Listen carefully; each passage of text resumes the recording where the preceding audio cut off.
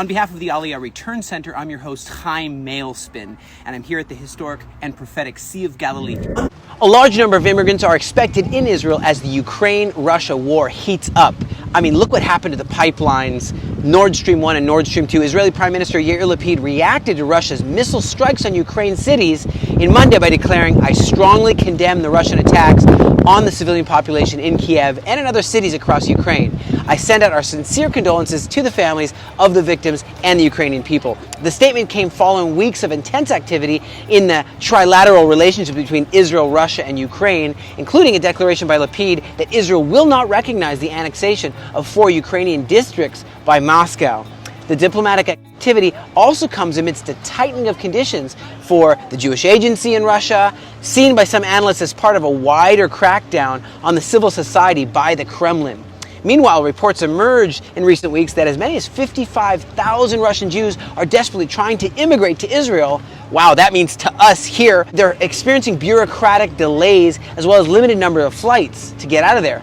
The Russian aviation authorities have set quotas for the number of flights to and from Israel that they will allow into Russian airspace even from Israel. And despite direct appeals from the Israeli government, these quotas have not been changed. However, the Israeli government is not waiting for the Russian government position to change. Large budgetary allocations have already been announced for the purpose of absorbing large number of immigrants that are projected to arrive in Israel, both from Russia and Ukraine, over the next 18 months. The plans already announced include assistance for new immigrants to help them find housing, employment, schooling for the children, healthcare, and other necessities. The state of Israel is a safe and protected refuge, a home for all the Jews of the world, as well as the Jews of Russia, says Aliyah and Integration Minister Pnina Tamanu-Shata.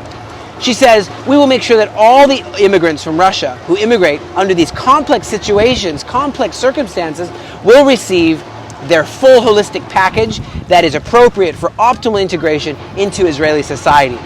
In related news, the Jewish Agency recently received authorization from the Israeli government to build temporary refuge centers in Finland and Azerbaijan to house the Jewish immigrants from Russia so they can be brought to Israel. Similar centers for housing Jewish immigrants from Ukraine have already been built in Romania and Poland as well.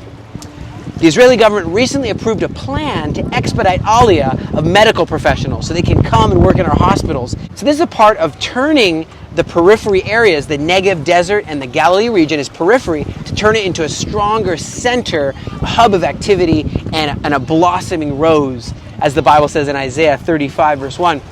Strengthening the hospitals is a critical move to boost these areas, says the Agriculture and Rural Development Minister Oded Forer. Aliyah is a national asset, and it's an engine for growth in Israel economy and Israel society as a whole. We got to encourage and assist those who are immigrating to be absorbed quickly and effectively. The primary objective of the plan is to find suitable employment for the new immigrants in the Negev and, of course, in the Galilee region. So what does this all mean? Let's bring an analysis to this.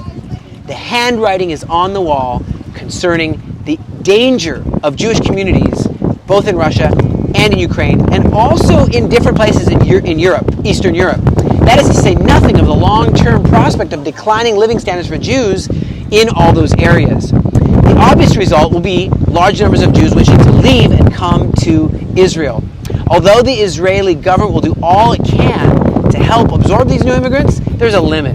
And that's why private initiatives like the Aliyah Return Center have been established to give them stepping stones into their new life here.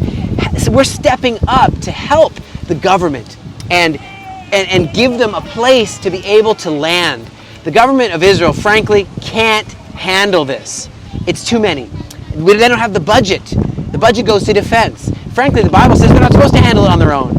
Right? This is a prophetic move, and the nations are called upon in Isaiah 49 verse 22. They're called upon to be heroes, to carry the Jewish people in their arms, to carry the daughters on the shoulders, the sons in their arms. They're called for such a time as this. That sounds cliche, but it's not. They need to help, and that's why the Aliyah Return Center invites you to join with us, to help, to be part of the adventure. And we can't do what the Lord has asked us to do without you. We can't do it on our own. We rely on the support of people like yourselves from around the world. The new warehouse is open right here in Tiberias. The new Lone Soldier House, as you've seen, is working well. Remember to pray for the peace of Jerusalem, and any donation of any kind is greatly welcome, and it is a great blessing. Thank you so much for being those who hear the Good Shepherd's voice as he gathers the sheep home. Thank you so much for joining us. We look forward to keeping you posted as to the latest developments that relate to Aliyah and return and restoration. God bless you from the land of Israel.